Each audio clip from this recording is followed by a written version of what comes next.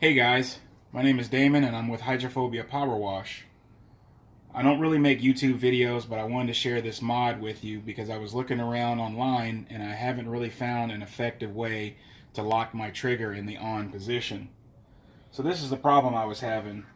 As I was holding my trigger, it was really causing a lot of fatigue with my forearms, and I was having to switch hands a lot. My fingers would go to sleep, things of that nature.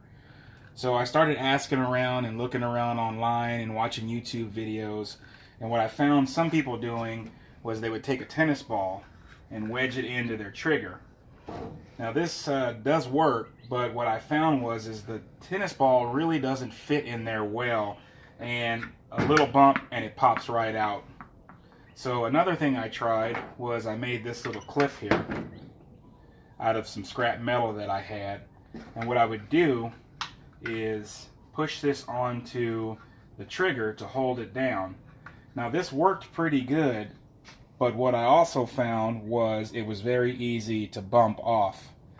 Now I painted it green so it was easy to find if it popped off and fell on the ground, but obviously I never lost it because you're looking at it now. But again, it wasn't very effective. So what I've done now seems to be working really well. So what I did is I picked up a couple of these triangle shaped hinges from my local hardware store. They come in a 2-pack, they're about $3 or $4 each. But when I pull the trigger, I can reach down with my pinky or my ring finger and pop that into place. Now as you can see, it's hands-free. I don't need to hold it. And this seems to work really well. When my hand is on the trigger and I'm holding it, I don't have to squeeze. So it's really saving that forearm fatigue. My fingers aren't going to sleep, and because my pinky naturally rests on top of it, it doesn't disengage. So this is working really well. So much so, I also did it to my wand. Now on this trigger lock, I had to do a little more modifying.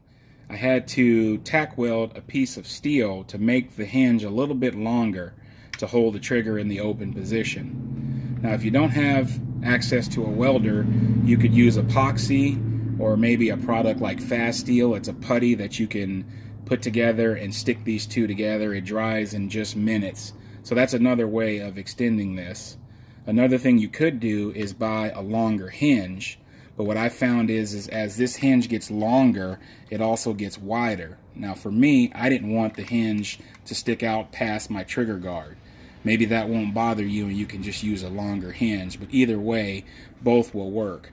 You just pull the trigger like the flat surface spinner and pull it into place, and it holds very well.